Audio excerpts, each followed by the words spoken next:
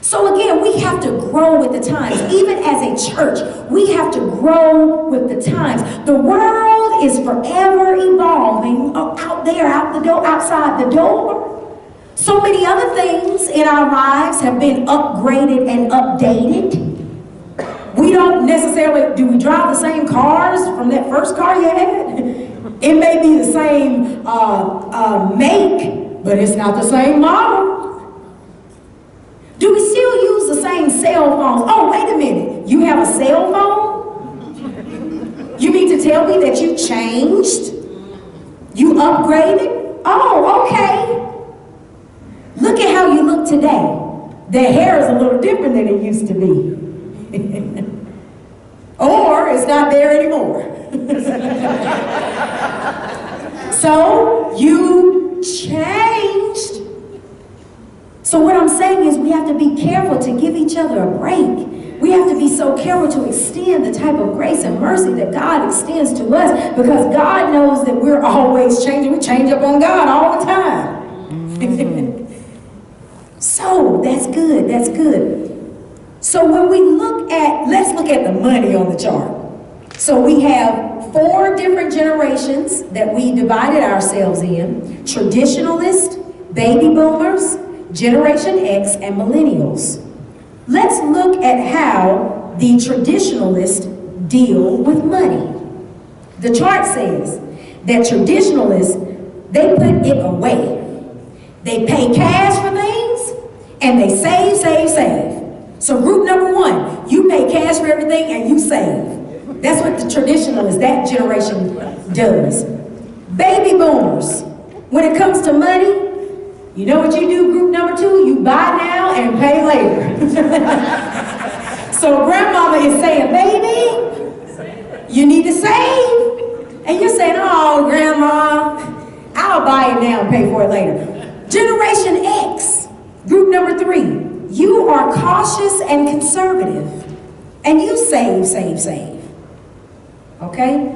So you have something in common with the Traditionalists, but you and the Traditionalists can't understand these baby boomers and millennials. When it comes to dealing with money, you earn to spend. So let's consider those dynamics with even how generations handle money.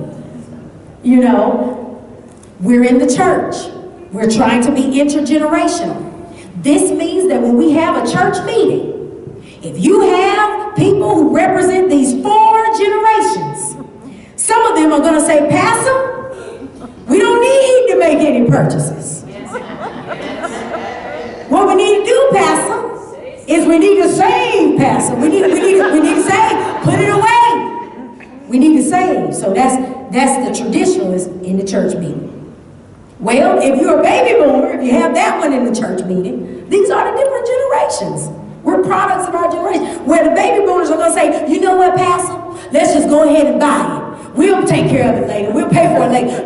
Let's just put it on credit, Pastor. And that Traditionalist is looking at that baby boomer like, you know what, I tell you the truth. That Dr. McCoy says something about intergenerational ministry in the church, but I tell you the truth. Then Generation X person is going to step in and say, well, you know, I agree with Sister Traditionalist, Pastor. We need to be cautious. We need to be conservative. We do need to save. So then now you got 2 on the same side. So now we got 2 against 1, right? In the church meeting. Then Millennial says, Pastor, didn't we just pay something off anyway? I mean, we got the money. We earned it. Let's spend it. We don't know if we're going to be here tomorrow anyway. Tomorrow is not promised, Pastor. That's the Millennial. And then there's Pastor, who is trying to deal with all of these different generational personalities. There's Pastor, trying to help all of us, and Pastor is simply praying, oh, if we would see Jesus instead of our generation. What is it that God has really shown the pastor? What is the vision? instead of just what is the personal preferences all the time. But I'm saying all that to say that we have to consider our generational differences, and many times we have to find where we have those commonalities in order to edify the kingdom of God.